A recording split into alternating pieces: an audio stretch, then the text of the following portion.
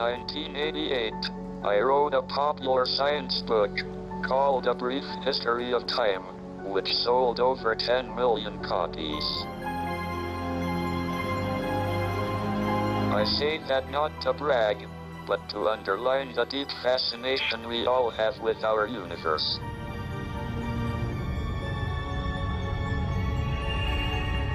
"20 years ago, people rushed to buy physicist Stephen Hawking's book. The public were drawn to Hawking because he's a mega brain trapped in a body that doesn't work. He said he would tell us how the universe worked and how it began. But Hawking is now almost completely paralyzed. These programs are a journey into the mind of Stephen Hawking and his lifelong quest for a theory of everything."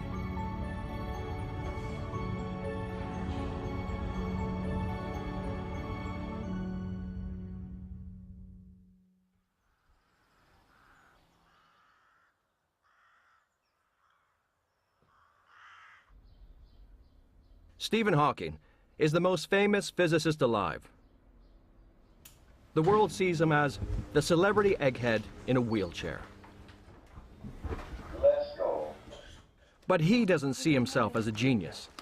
He sees himself as one of those lucky people who get paid to do what they love.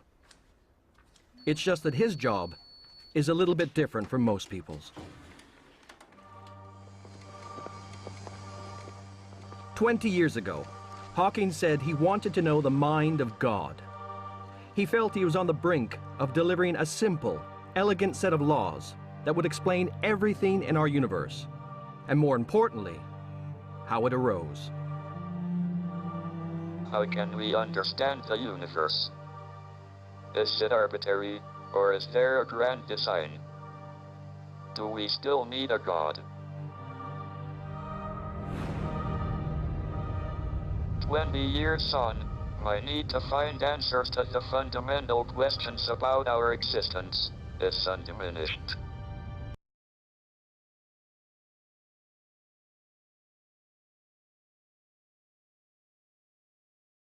While studying for his PhD in physics, Hawking was told he had Lou Gehrig's disease. It turned out to be the slowly progressing form.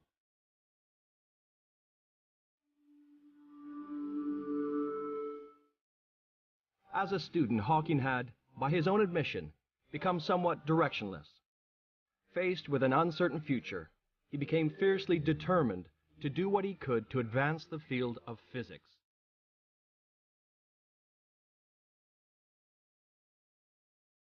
Professor Bernard Carr was a graduate student of Hawking's and became his close colleague. And of course, it's required a huge amount of effort for him. But it's, in some sense, I think, given Stephen the determination to overcome the problems, and it made him even more determined, I think, to sort of, to crack the ultimate problem of physics. So Hawking set off to crack the ultimate problem of physics. For him, it was not enough just to explain how one little bit of the world over here worked, or answer simple questions like, what makes the Earth orbit the Sun? He was after a complete theory of everything.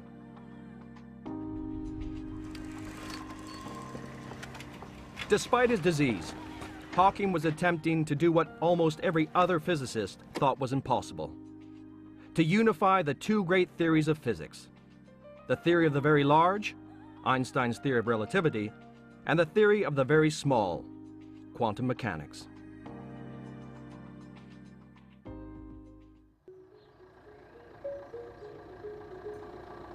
My life's work has been to unify the theories of the very large and the very small. Only then can we answer the more challenging questions. Why are we here? Where did we come from? It's a quest that, despite near total paralysis, he's not about to give up on. He's a very tenacious, courageous individual, but he never thinks of it like that. He just gets on with it. That's really how he gets on with everything.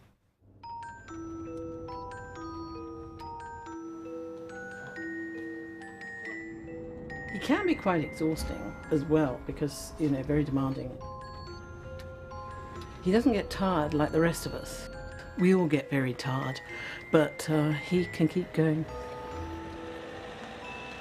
Physicists love to explain how our universe arose and how it works.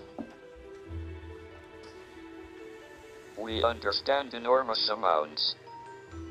But when asked how did it all come to be, we don't have one single answer yet.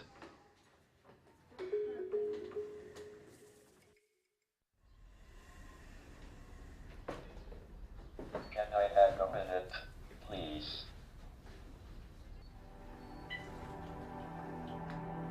Stephen Hawking, the Lucasian Professor of Mathematics at Cambridge University, a post once held by Sir Isaac Newton.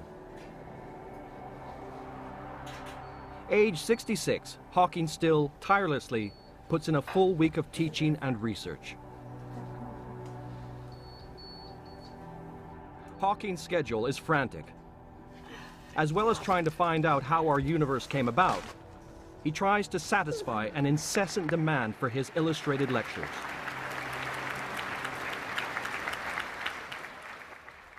Can you hear me? According to the Bishango people of Central Africa, in the beginning there was only darkness, water, and the great god Bumba. One day Bumba, in pain from a stomach ache, vomited up the sun. The sun dried up some of the water, leaving land. Still in pain, Bumba vomited up the moon, the stars, and then some animals. The leopard, the crocodile, the turtle, and, finally, man. This creation myth, like many others, tries to answer the questions we all ask. Why are we here? Where did we come from? Why are we here? Was a question Hawking asked himself a lot back in 1965, while contemplating what the doctors had told him might well be a very short life ahead. Then he heard reports of a lecture given in London by a brilliant young mathematician, Roger Penrose.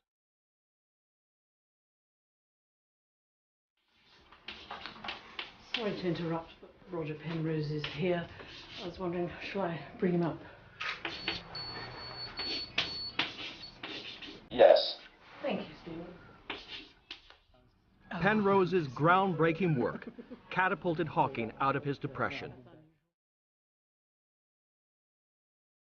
I certainly remember Stephen in lectures asking extremely awkward questions at the end of seminars or in the course of seminars. That was the thing that struck me particularly about him.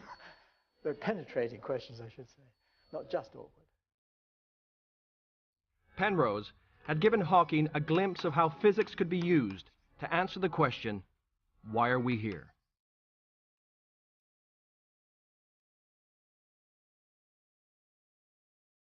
Penrose and Hawking were already experts in Einstein's theory of relativity, the theory of the very large. It's a theory about our universe and how it works. We live on a tiny planet, in a tiny galaxy.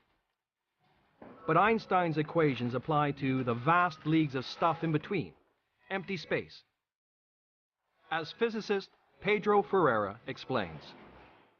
Now, let's imagine that this enormous library is our visible universe.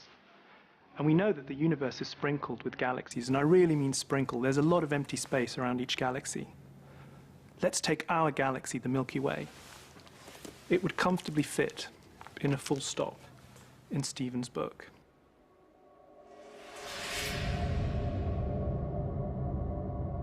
Our galaxy is microscopic compared to the gigantic tracts of empty space that dominate the universe. But Einstein showed that all that empty space turns out to have some remarkable properties. Let's imagine that this basketball is a celestial object like a star, okay? And let's imagine that this bookshelf with these books is space. In our classical view of space, it would be rigid like this. It would just be this static thing, this thing that is unresponsive. But in our modern view, this star, as it moves through space, it warps it, it dents it, it bends it. And other objects that then move through this space will feel this warp, will feel these bends, these warps, and will move according to that. They won't move in straight lines. They'll feel these bends and they'll curve. The fact that big objects, like stars, can actually bend and curve space is now an everyday notion to astrophysicists like Kim Weaver. What we're talking about in terms of astronomy and cosmology are objects that have a huge amount of mass. A planet-sized object, or a moon-sized object, or a star-sized object. The mass of this object bends space around it.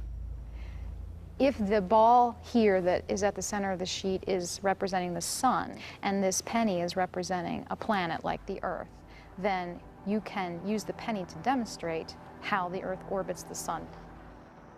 We think the force of gravity makes the heavens turn. What physics says is actually going on is planets orbit stars because they're trapped in areas of curved space. The Earth is actually rolling round and down into a dimple in space-time caused by the sun. The penny rolls in quickly, but of course, it'll take the Earth billions of years to hit the sun.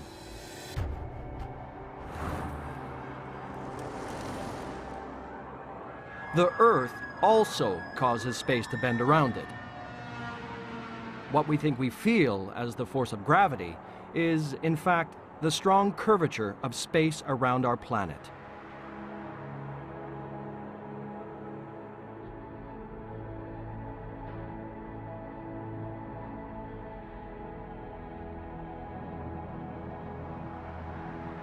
According to Einstein, when astronauts slip the earthly bonds of gravity, they're actually escaping the strong curvature of space. But Penrose and Hawking were about to do more than just bend space. They were going to turn it right back in on itself and conjure up black holes.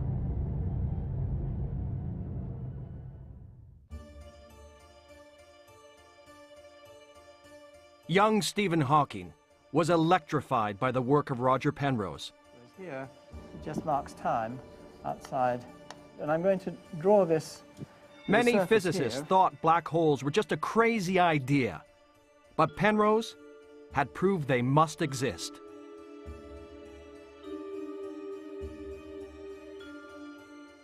It takes the death of a massive star to make a black hole. As a star burns down, all of the waste products are drawn into its center. The center of the star becomes so heavy that a teaspoonful would weigh more than a mountain range. All the while, around it, space is being curved back in towards the center. Finally, this curvature of space, the effect of gravity, becomes infinite.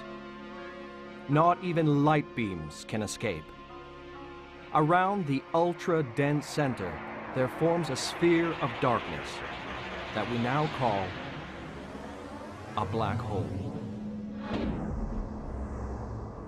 If we take something like the sun, if that were to form a black hole, then the size would be about a few kilometers.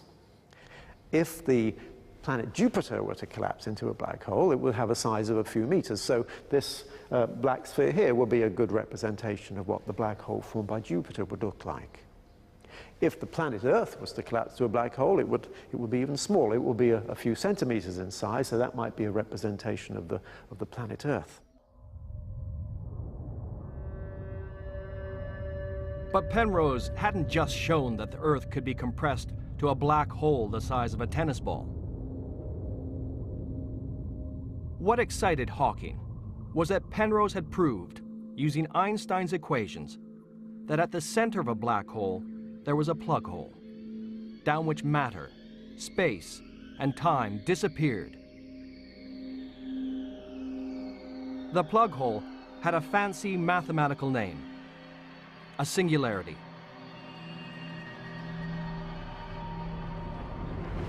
Hawking was excited and mystified. In 1965, Roger Penrose showed that if a star collapsed below a certain critical radius, it would inevitably develop a singularity, at which time would come to an end. At first, I didn't understand either the significance or the proof of this result.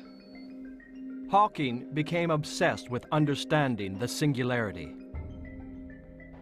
It was a strange choice of specialist subject. A young man who'd been told he had 2 years to live was wrestling with a point in space where the universe disappeared out of existence. And amazingly, Hawking turned the plug hole of death on its head.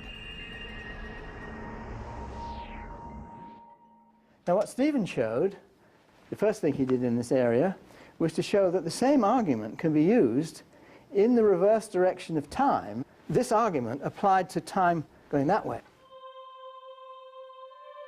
Hawking had the brilliant insight to reverse Penrose's equations and apply them not just to a black hole, but to the entire universe.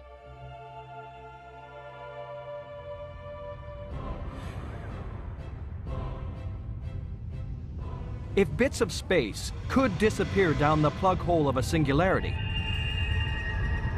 perhaps everything in the universe had originally appeared out of one. In what was his PhD thesis, Hawking made a huge breakthrough. He proved that the universe had to have appeared out of an incredibly tiny single point.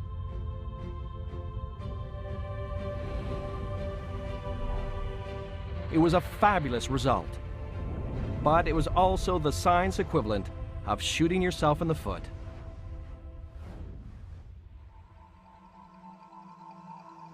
He could prove the universe started from a tiny single point, but frustratingly, not how or why.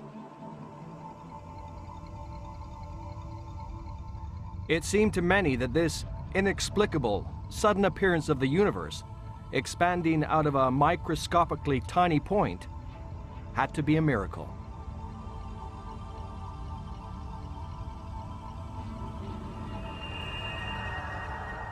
There are two attitudes one can take to the results of Penrose and myself. One is that God chose how the universe began, for reasons we could not understand. At a conference on cosmology in the Vatican, the Pope told the delegates that it was okay to study the universe after it began. But they should not inquire into the beginning itself, because that was the moment of creation and the work of God. I was glad he didn't realize I had presented a paper at the conference, suggesting how the universe began. I didn't fancy the thought of being handed over to the Inquisition, like Galileo.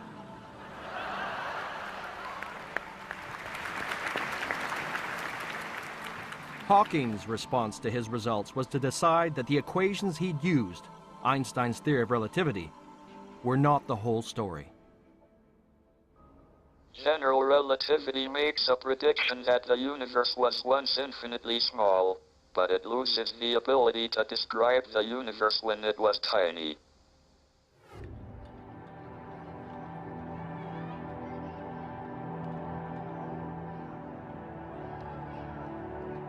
Hawking was pretty sure our entire universe did start out as a tiny dot, but he wasn't going to be happy until he could describe how that dot came about. Hawking had laid down a huge challenge for himself and the rest of physics.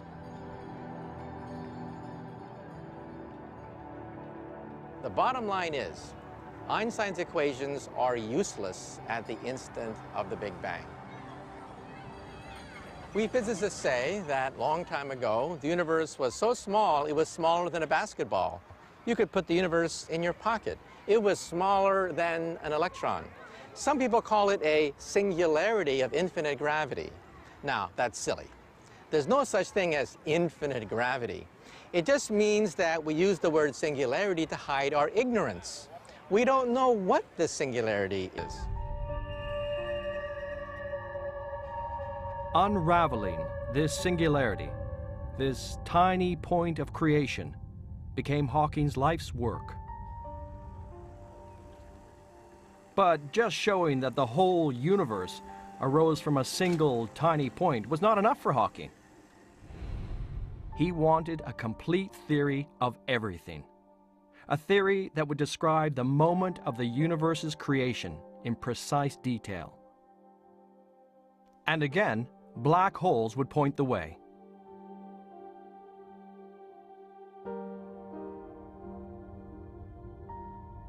In the early 1970s, black holes were the agents of death, the place where everything we know about the cosmos came to a chilling end. But to a young physics researcher like Stephen Hawking, they were an exciting challenge.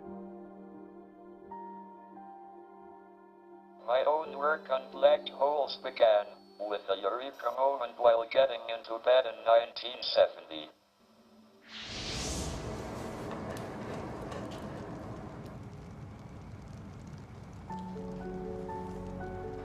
What he'd glimpsed that night, getting into bed, was something very peculiar about black holes. It was something that started to deeply trouble Hawking. But it would turn out to be the key which unlocked the door to the mystery of creation.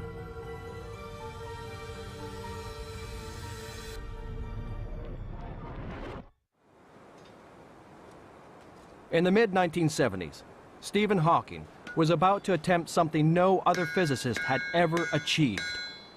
For 50 years, physicists had failed to meld and shape Einstein's theory of gravity. It would not fuse with the very different theory of how atoms work, quantum mechanics.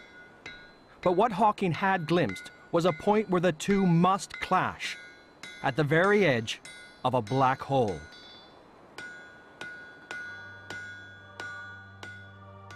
What happens if you have a black hole which is sitting there? It's black, that's why it's called a black hole. No light comes out of it. What happens if you include the effects of quantum mechanics? Einstein's theory said the black hole was a smooth, perfect sphere. Hawking plunged it into a sea of particles and atoms. The two theories sputtered and fought each other. Somehow, Hawking had to bring them together. The problem of reconciling Einstein's theory with quantum mechanics is one of the holy grails of modern physics. What Hawking did in the early 70s was he didn't try to solve this problem completely, but he tried to put quantum mechanics and general relativity together in a very limited fashion.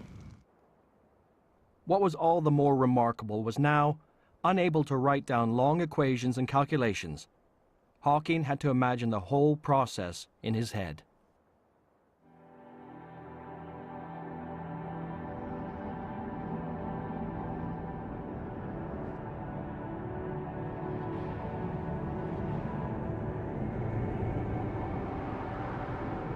As well as space and black holes, Hawking had to visualize a world we are all unfamiliar with, the bizarre realm of the atom.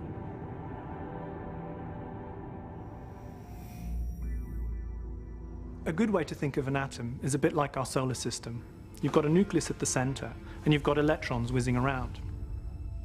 Now, let's imagine that this marble is the nucleus of an atom. An electron will be the width of this hair. Now, again, we're used to seeing in textbooks that an electron is more or less this distance from a marble. But it's not. It's not this far. It's not this far.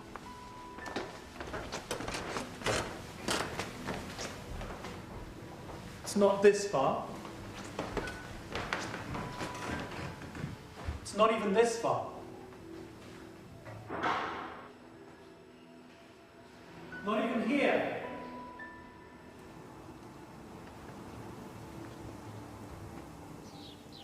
On this scale, where the nucleus is the size of a marble and an electron is the width of a hair, the electron would actually be 2 miles away from the nucleus.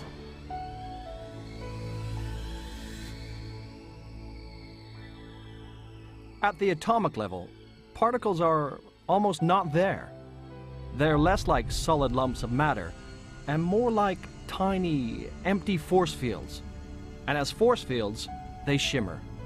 They're more like waves.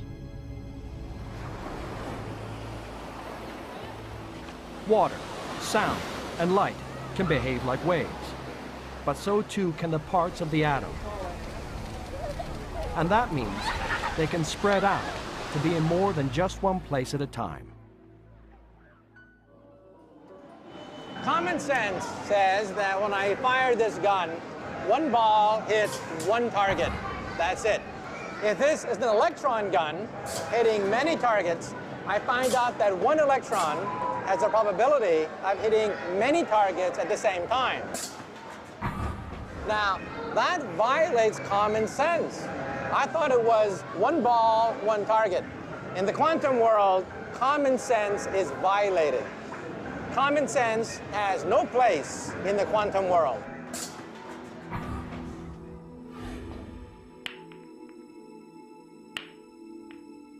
Hawking knew that atoms were not like little billiard balls. They turn out to be much more erratic. How could he join Einstein's stars and planets that float sedately along nice curved lines with atoms that buzz around in a frenzy?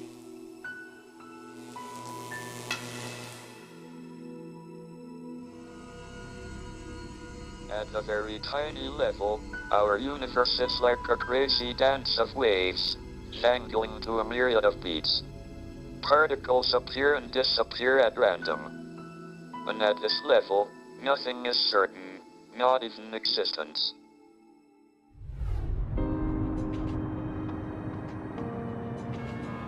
Atoms are a bit like people. They're very hard to predict with absolute certainty. They do roughly what you would expect of them, but never exactly. With atoms, it's hard to be totally certain whether they exist or not. Sometimes, Hawking knew atoms pop up where there should be absolutely nothing around. In fact, out in space, it happens all the time.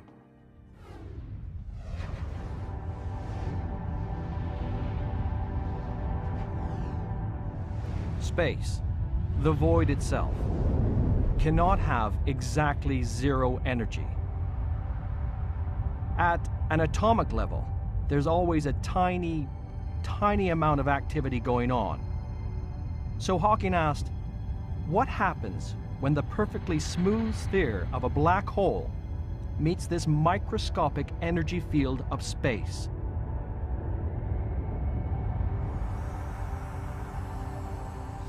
In empty space, this energy takes the form of pairs of subatomic particles that emerge out of the void, exist for less than a nanosecond, and then annihilate each other. And so the idea is that out of nothing, if you like, a pair of particles is created and then exists for a short time and then annihilates. And that's happening throughout space. So it's happening there, and it's happening there, and it's happening there. This pair of particles is like yin and yang, opposites that would not exist without each other. One has positive mass, and the other, strangely, has negative mass. But Hawking asked, what would happen if that negative mass particle bumped up against a black hole?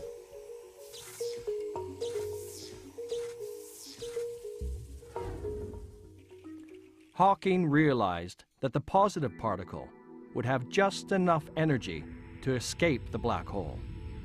But the particle with the negative mass would fall in, and it would do something extraordinary to the black hole.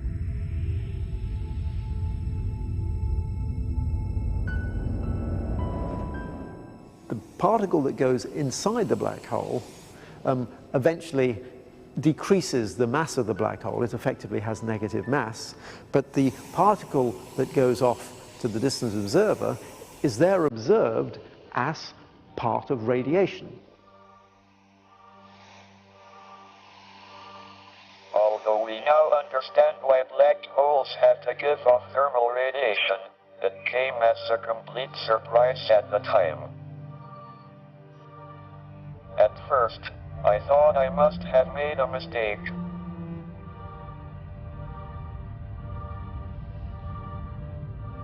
But Hawking had not made a mistake.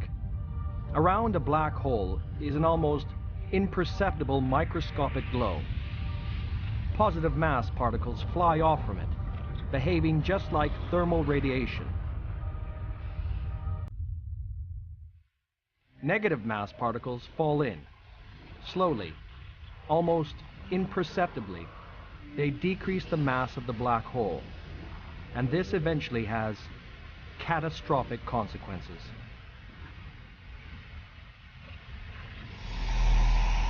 So, what the Hawking result implies, it means that the black hole, instead of being black, is actually always emitting radiation. And so what is happening is that for most of its life, the black hole is gently sizzling away, but eventually it gets smaller and smaller, the temperature gets hotter and hotter, and eventually it gets to a point where it's so hot that it essentially explodes. It loses all the rest of its mass in a very, very short time. The black hole had become a sizzling bomb, just waiting to go off.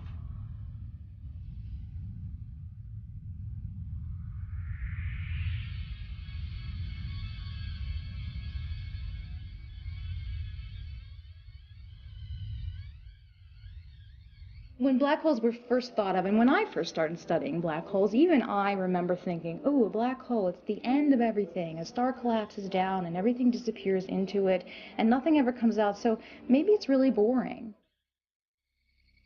But really, black holes represent our best way to have an ultimate test of the physics of understanding the universe.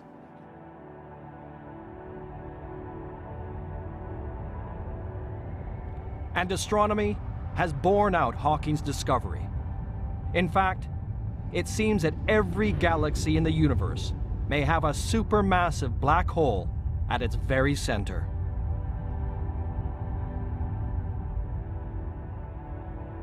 Black holes are not ultimate endpoints. They really are beginnings of something, because around a black hole you have enormous amounts of activity going on.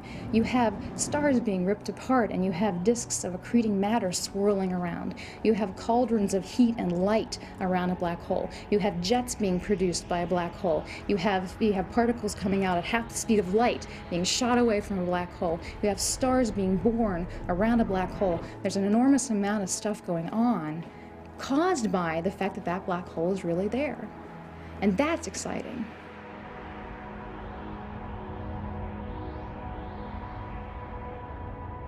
Hawking had taken a great leap forward in his quest. He'd linked the theories of the big and the small for the first time ever in physics.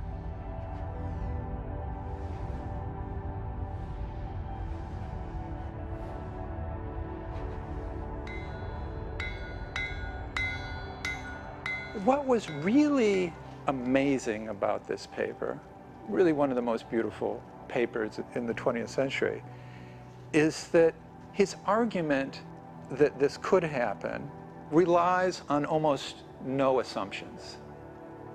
The assumptions about the nature of quantum mechanics and the nature of general relativity that basically every living physicist will agree with. But Hawking had done more than just show that a black hole was a little bit fuzzy. The theory of the very tiny was starting to unlock the secrets of the very large. Could he now unlock the secrets of the moment of creation?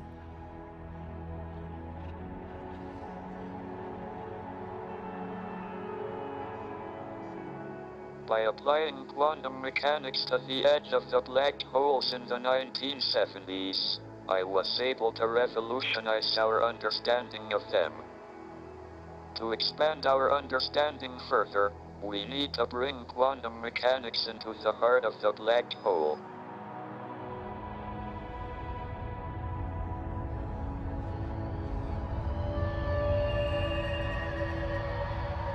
Could Hawking use the theory of the tiny to explain the birth of our entire universe?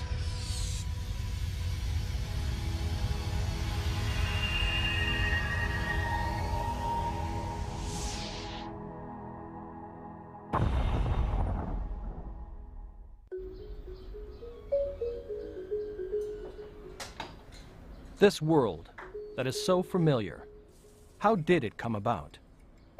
Can we ever discover how all this came to be?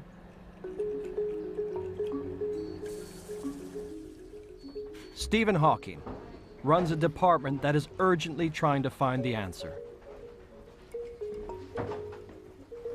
He has his PhD students and they have supervision and they come in every week and they have lunch and they talk about ideas, and if they get stuck they can come to him. You have to have exceptionally good students to be able to cope with the heavy work that they have to have, and also with the communication. They really have to know their subject. How have you all survived the summer? Very well. Start. Go. Age 66, when many are retiring, Hawking shows no sign of giving up the quest. The food's improved since I was a student. Has it improved the work rate of the students? No. I think it's quick there. I think it's inverse proportional. Hawking's life's work has been to come up with a theory of everything. A theory that explains how our universe works and how it arose. In the 1970s, he had huge success using the theory of the tiny, quantum mechanics, to better explain black holes. But in the 30 years since, using it to explain the entire universe has turned out to be just a bit harder. Nevertheless, even though the job has been more difficult than one might have hoped, I think there is still every indication that there is a final theory and that we may get there, but it just proves much more complicated than we originally hoped. Not surprising, really, that it's been hard. Hawking's trying to peer back to 13.7 billion years ago, to the start of everything. His main stumbling block has been getting the theory to explain what the entire universe was like back then, when it was all compressed to a size smaller than an atom. Although the universe is very big now, the observable universe is something like 13,000 million light years, the distance light has traveled since the Big Bang. We know that that entire region must once have been compressed into a very, very, very small scale. But of course, once the universe is compressed into a very, very small scale or a very, very high density, we know we are in the domain of quantum theory. But even though the universe was once tiny, the amount of energy and gravity that it contained was vast. Getting the theory of the tiny to explain that huge level of gravity has proved impossible so far. If we want to know what happened when the universe began, we have to have a theory that can describe gravity on a very small scale. For the last 30 years, Hawking has struggled to find a way to describe immense gravity with quantum theory. But he has faith that the theory of the tiny will eventually win through. And there is evidence that supports his belief. Just as atoms are fuzzy and erratic, it seems the universe was too when it was tiny. And the evidence comes from satellite observations of the heavens. Since the late 1960s, scientists have known that there is leftover heat radiation from the Big Bang. It's a tiny amount, but recent satellite missions have shown that this leftover heat is not smoothly or evenly distributed throughout the universe. WMAP is the latest satellite to refine our picture of this echo of the Big Bang. Dave Spergel is part of the WMAP team. What WMAP's seeing is variation in temperature of a few millionths of a degree. That results in more matter being here than over there. WMAP supports Hawking's reasoning. This is the image of our universe today, which WMAP has produced. The colors indicate tiny differences in temperature. If Hawking is right, the differences started right when the universe was the size of an atom. This picture is like a massive projection of what was going on at the beginning of everything. The universe was uneven or fuzzy at the start, and that unevenness has evolved into the different parts of the universe we see today.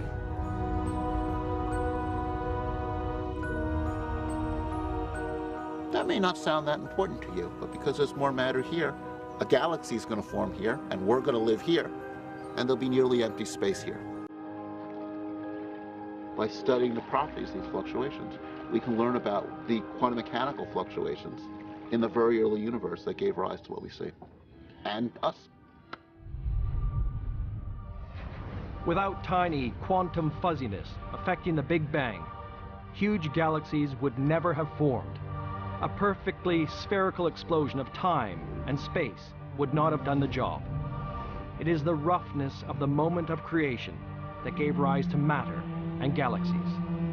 As Hawking suspected, we live because of the imperfections of creation.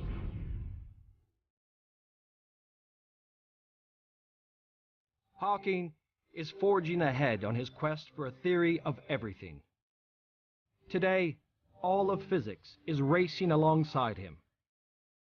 Incredible experiments are now being built in outer space and deep underground, which will try and probe deeper into the very moment of creation. There is excitement in the air, a sense that the answer is just waiting to be found. Whether he finds it first or not, Hawking is philosophical about his part in this great journey. I was unlucky to get motor neuron disease, but lucky in almost everything else. I have 3 very attractive children, success in my scientific work, and a real sense of satisfaction at having achieved all this, despite the difficulties. Not many people can say this. Is there anything you wish you'd achieved professionally, perhaps, that you haven't already? I feel I have achieved quite a lot, but one would always like to have done more. In particular, I would like to have found a complete theory of quantum gravity in the early universe. Still, that wouldn't have left much for anyone else to do.